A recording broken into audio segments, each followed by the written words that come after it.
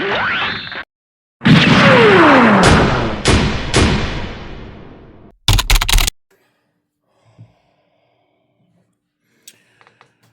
is Gundam Gooners Federation coming at you with a deck profile for Purple White IBO Zeta. This is a list that I found on. I'm not going to say I came up with it. I found it on an Eggman post, and I tinkered it a little bit, and then made it my own.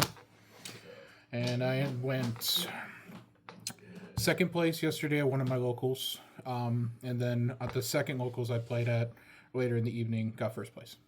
So here's the list. Woo! We're on 2 Zeta. Zeta, honestly, I don't feel like you need to be playing, unless you're just fully committing to this, you don't need to be playing 4. It's really bricky. The pilot is just 100% better. Just a better card. And then, not saying this isn't good, but it's fine at 2. And it just does not work that way. And then for the IBO stuff, we got 3 Barbatos 4th form. 4th form is a fantastic card. You're obviously playing 4 Mikazuki if you're playing the IBO engine in general. So this card's just good. Its suppression is good. I just don't have any other words for this card. But the 3 of is just because it's bricky. And then you're playing the best card, probably the best card in the deck, which is 1st form. This card's nuts. Swing, damage it, draw. When it's damaged, draw a card. Fantastic draw engine. There's not really much else to say about this, gonna be honest. Same thing with this. I play 2 second form. That's pretty standard in purple. It's pretty standard in purple. This helps clear bases. It helps clear, especially when attached with Mikazuki, it becomes a 6-4 or 6-5, which is pretty big for on a 2 drop. So, and then even if you just like slam it on the board, following turn, drop a Gusion, damage it, it can just trade with stuff. He's also like he's just naturally a 2-4. That's pretty good. Yeah, naturally a 2-4 is just fantastic. And honestly, like I'd feel like 2 is fine because you're already playing like other stuff and with it. So this is you want this to be aggro mid range is a better word for it. So 2 is fine. And it's the same thing when I'm playing 2 Yakurin. The ratios with this are kind of wonky, but the reason for this is because like your early game slots are committed to Barbatos, this, and this, and then your late game is Zeta 4th form. So more or less, like you're just really committing to the early game, but you're also committing a lot to the control aspect of the game because we are on 12 blockers. So being I think 12 blockers, so it's just really good in that. This just feels correct. Would you say Hyakuren is a flex spot, or is it a card you absolutely would play? Honestly, I feel like it would be something I play because obviously we're not playing purple blue. We're not playing like a super aggressive, hyper aggressive list like purple blue. Like this is purple white. It's more of a mid range list. So I feel like Hyakuren's necessary, but it could literally be just like any other good card that could, in purple and blue, purple and white. Personally, it could be like Elfrit. It could be like 2 Elfrit. Or anything like that, because it's still a level 3 2-drop. Which I'm actually going to explain why this deck is not on Elfrit, fun fact. So, for the early weenies, we're going to get into the blockers next, but early weenies, we're just going to play 4 Nemo, 4 Grace Custom. This could be literally any other 1-drop 2/2. I just like Nemo because it's Nemo. You found him. We found him. Here he is. We didn't have to go through a whole like shenanigan with Dory and her scoot this slow. Interesting ass. Anyway, so yeah, this could be literally any other card. This could be the Academy one. This could be the new one that came out in set 2. But you would for sure want to play all 1-drops. Yeah, you would for sure want to play like a 4/4 1-drops because this is still aggro to some extent. You still want to have early game drop cards so that way you can get that early damage in. You can force your opponent to play to your tempo. It's very necessary. Okay.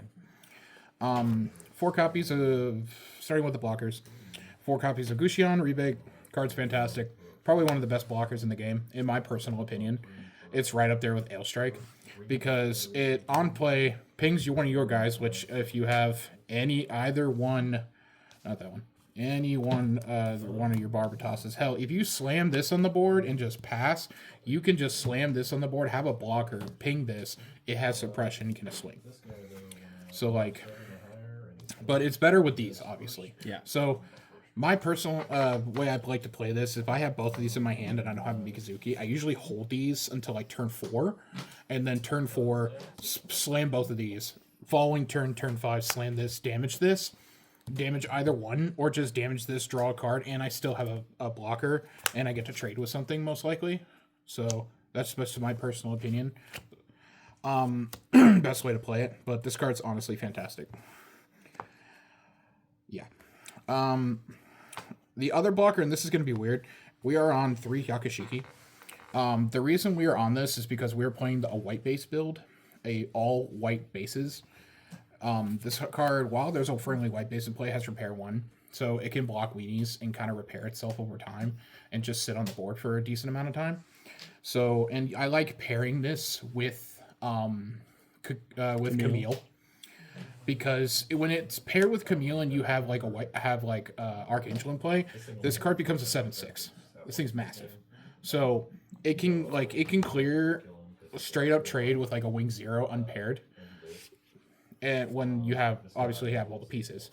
But like this card, I feel like this is a very slept on blocker, and it's a 1 turn earlier than, or it's 1 cost less than Ale Strike. Okay. So it's a level 5/3 cost. That actually opens up a lot in this scenario because you're on mid range. Because it's a 3 cost instead of a 4 cost. You can drop this and then drop the Rick Dios behind it. Okay. On turn 5. Hear me out. Then, if that were the case, would you feel that just playing Perfect Strike would be better? Honestly, I feel like the repair 1 isn't enough of a reason to like this card over Perfect Strike. I haven't considered it. I wasn't really considering it. I just kind of took the Eggman list and then kind of just went with that as a skeleton for the most part, and then just kept this because I actually wanted to play this because it's new.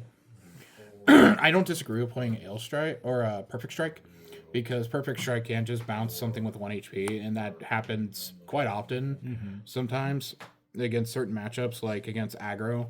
Especially when you got this guy. Yeah, especially when I got this guy. So, like, if I don't disagree with that at all. Honestly, I might actually try that.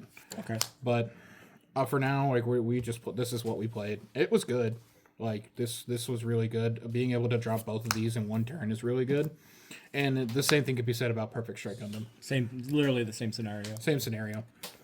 And then for the pilots, it's 4 Mikazuki, 4 Camille. This card's insane. That card is nuts. This card is absolutely nuts. Well, you have a friendly white base in play, and for the bases, by the way, we're playing 3 Archangel, 2 Argama.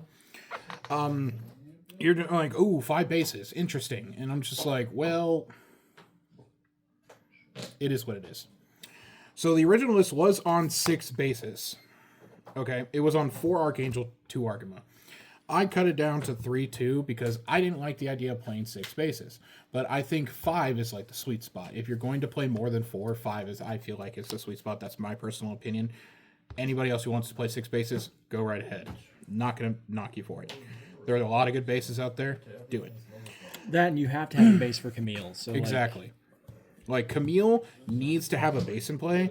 That's why I'm assuming he was on 6, but I think 5 is still just as good. Like, I've been doing test hands since then, like, test games and stuff since then, and I see the bases just enough as I would when I had 6 in there. I don't think it makes that big of a difference.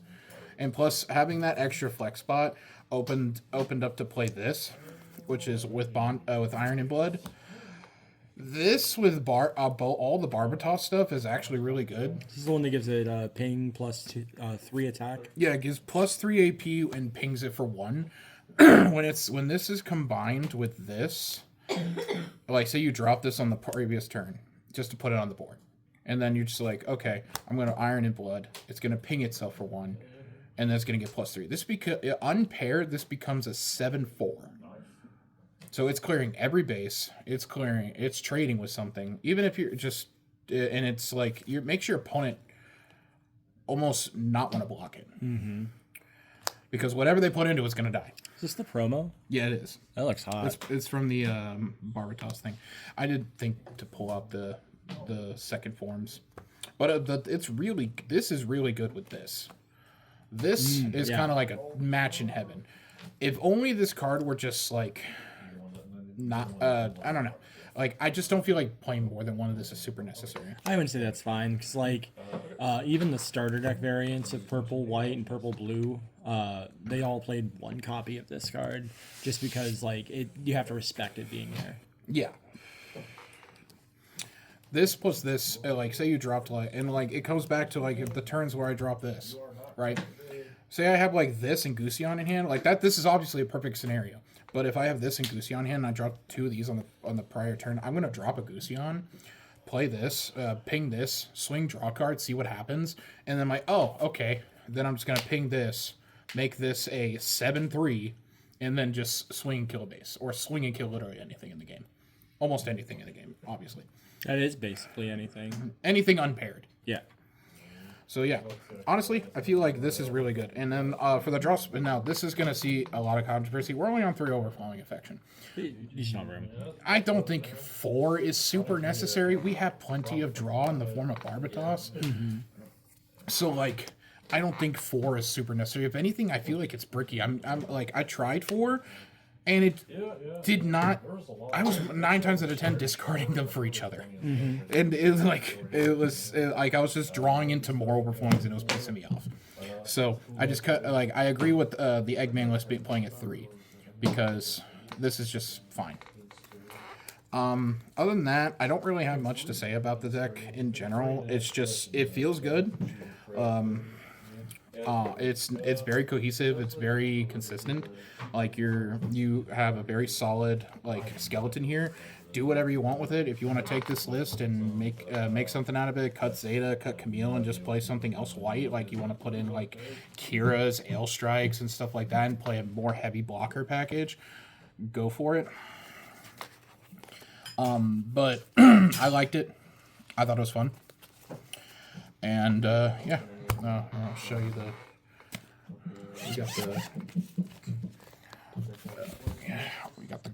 we got a whole full set of that for winning.